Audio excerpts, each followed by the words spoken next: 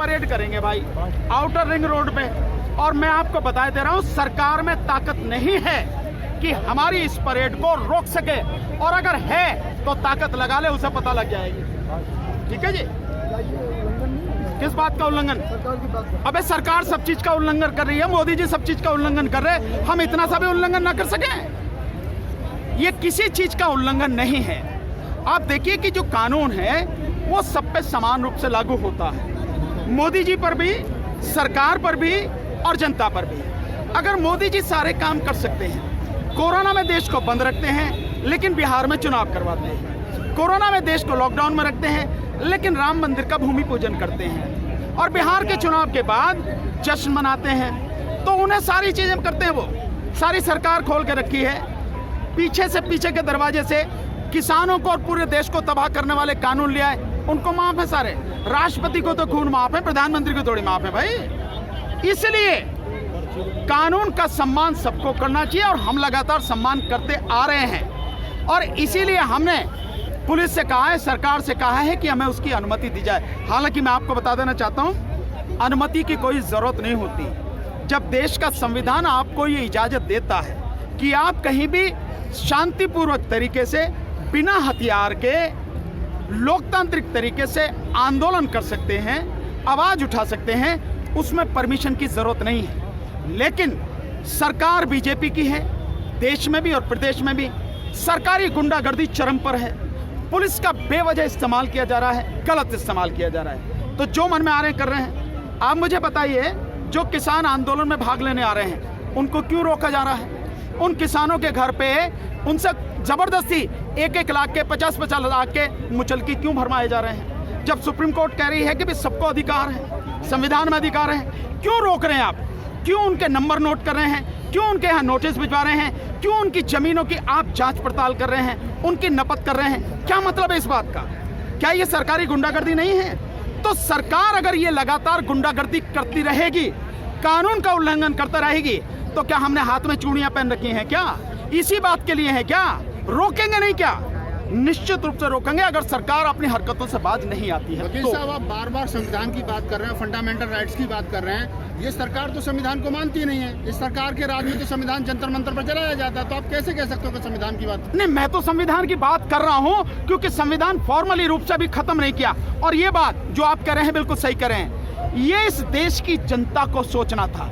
जिस समय संविधान जलाया गया उसी समय देश में आंदोलन होना चाहिए था, क्योंकि संविधान से ही सबके अधिकार हैं। लेकिन उस संविधान को तो लोग कहते हैं ना, ये तो बाबा साहब डॉक्टर अम्बेडकर ने बनाया, ये तो दलित ने बनाया, ये तो उन्होंने बनाया, इसलिए ये करके टाल देते हैं। नहीं, संविधान हर किसी का है। संविधान पर पूरी चर्चा हुई है। संविधान सभा में जितने भी उस समय के सदस्य थे, उन्होंने सबने चर्चा करके सबने एक मत से उसे स्वीकार किया और तब संविधान बना। और इसीलिए संविधान में जितने भी लोग हैं पूरे देश के, उनके अधिकारों को सुरक्षित रखा गया, मूल अधिकारों में जो हैं। लोगों को सोचना है कि अगर तुम अपने अधिकारों की रक्षा नहीं कर सकते तो सरकार तो भैया उसका गलत इस्तेमाल करेंगे। बीजेपी के बड़े नेता अनंत कुमार हेगड़े, उनकी कई बार स्टेटमेंट आई और फिर उन्होंने रिपीट किया है कि हम तो संविधान को बदलने आए। संविधान सुरक्षित नहीं, किसान सुरक्षित नहीं, दलित सुरक्षित नहीं, मुसलमान सुरक्षित नहीं। सुरक्षित क्या है इस देश के अंदर? नहीं, कोई सुरक्षित नहीं है। इसलिए आंदोलन है, और ये आंदोलन धीरे धीरे जन आंदोलन बन रहा है।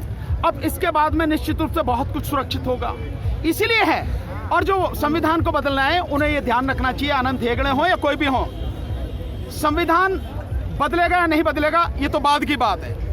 लेकिन अगर जल्दी से जल्दी मोदी जी ने ये कानून वापस नहीं लिए तो मैं दावे के साथ कह रहा हूं, आने वाले समय में सरकार जरूर बदल जाएगी। ये बीजेपी सरकार।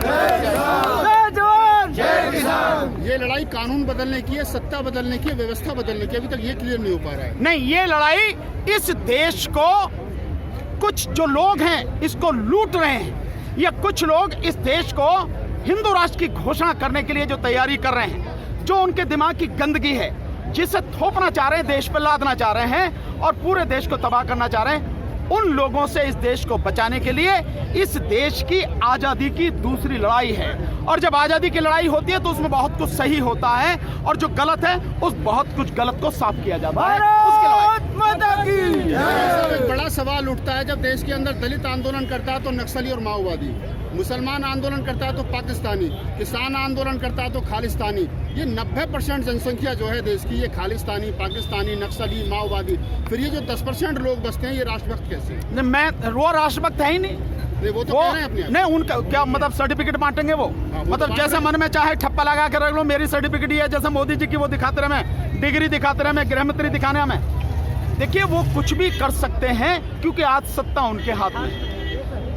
सोचना लोगों का है, 90% लोगों को सोचना है। सरकार कुछ नहीं होती है, शासन प्रशासन की कोई ताकत नहीं होती है, बशर्ते जनता अपने अधिकारों को समझे और अधिकारों को समझने के बाद में उनको बरकरार रखने के लिए, उन्हें सुरक्षित रखने के लिए सही समय पर सही आवाज उठाए, पूरी मजबूती से उठाए। ये जो दलित हैं, ये जो मुस्लिम हैं, ये जो खालिस्तानी जिन्हें कहा जा रहा है, ये जो माइनॉरिटी के लोग हैं, इन सबको जिन पर ठप्पा लगाया जाता है, जिनको लगातार सताया जा रहा है, इन सब लोगों को साथ आना चाहिए, कंधे से कंधा, कदम से कदम मिला के साथ में चलना चाहिए। जिस दिन ये साथ हो जाएंगे, जाति और धर्म की दीवारें तोड़ के एक साथ आ जाएंगे, उस दिन ये गंदगी साफ हो जाएगी। लेकिन दिक्कत ये है, आपकी बात से मुझे एक बात याद आ रही है, मंच पे भी कोई बोलता है तो यही कहते हैं कि हिंदू, मुस्लिम, सिख, ईसाई आपस में है भाई भाई। तो मैं बड़ा सोचता हूँ यार, बुद्धिस्ट कहाँ गए भाई? इस देश में बौद्ध भी तो रह रहे भाई।